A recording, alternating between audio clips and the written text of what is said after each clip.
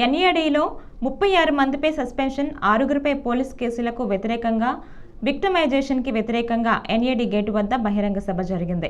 గత వారం రోజులుగా విశాఖ రక్షణ రంగంలో విక్టిమైజేషన్ వ్యతిరేక పోరాటం వివిధ రూపాల్లో జరిగిందని సభకు అధ్యక్షత వహించిన రెడ్డి వెంకట్రావు తెలియజేశారు. ఈ సందర్భంగా యూనియన్ నాయకులు మాట్లాడుతూ ఎన్ఏడీ మేనేజ్మెంట్ మెడ వంచాలంటే అందరూ సమిష్టిగా ఉద్యమించాలని అన్నారు.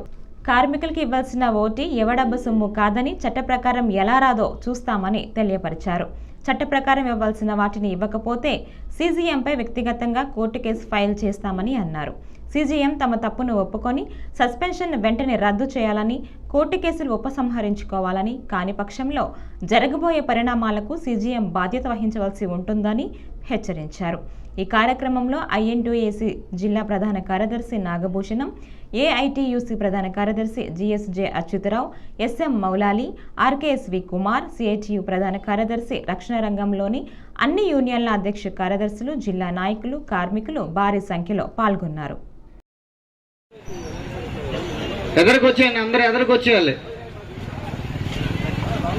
అలాగే వేదిక వెనకాతలు ఉన్న వాళ్ళు కూడా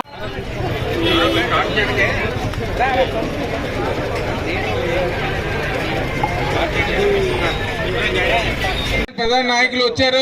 వాళ్ళందరూ కూడా ఈ యొక్క సభను ఉద్దేశించి, కార్మికులను ఉద్దేశించి, ఈ యొక్క కార్యక్రమాన్ని ఉద్దేశించి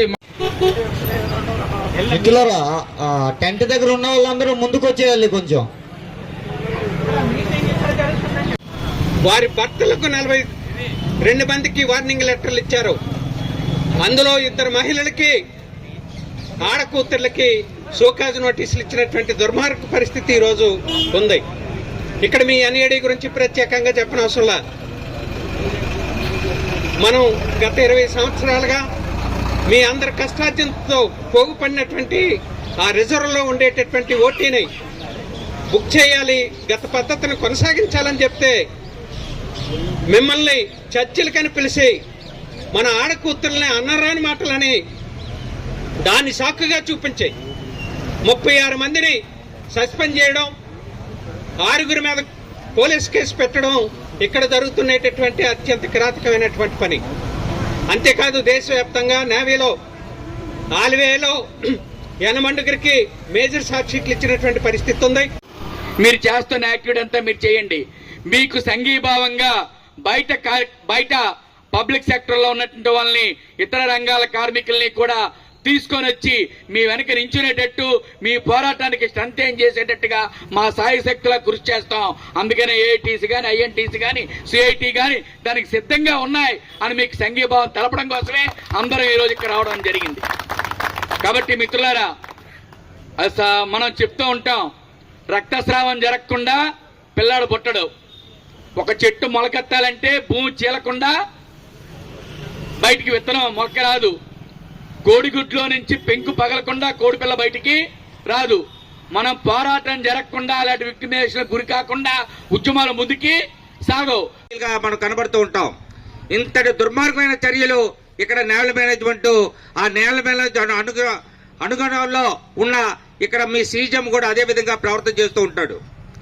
ఎంత దురదృష్టం అంటే, ఒక రికగ్నైజ్డ్ యూనియన్ కార్మిక సమస్యల మీద వెళ్తే ఆ కార్మిక సమస్యల మీద పూర్తిగా మాట్లాడకుండా, పూర్తిగా చర్చలు జరపకుండా, వాళ్ళకు జరుగుతున్న అన్యాయాన్ని ఏ విధంగా పరిష్కారం చేయాలో మాట్లాడకుండా 36 మందిని సస్పెండ్ చేసి 6గురిని పోలీస్ కేసు పెట్టారంటే అది ఎంత దుర్మార్గ చర్యో ఒక్కసారి మనం అందరూ కూడా ఆలోచన చేయాలి. ఇది కార్మికుల మీద జరుగుతున్న పోరాటం, ఒక పార్టీగానో ఒక యూనియన్ మీద జరుగుతున్న పోరాటం కాదు. ఈ సివిలియన్ కార్మికుల మీద జరుగుతున్న పోరాటం.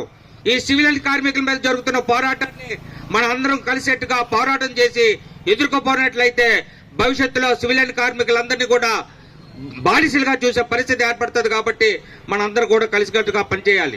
వస్తుంది. నువ్వు చీఫ్ జనరల్ మేనేజర్ అయితే సహనంతోనూ ఓర్పుతోనూ ఈ పరిశ్రమ నడపడానికి నువ్వు అధిపతిగా ఉండాలి తప్ప ఈ సంస్థలో అలజడి సృష్టించి ఈ సంస్థలో భయభ్రాంతులు చేసి ఉద్యోగుల మీద దాడి చేస్తామంటే విశాఖ నగర ప్రజానికం నిన్ను ఈ నగరం నుండి వెంట తరుముతుందని ఏఐటీసీగా నీకు మరొకసారి విజ్ఞప్తి చేస్తున్నాం.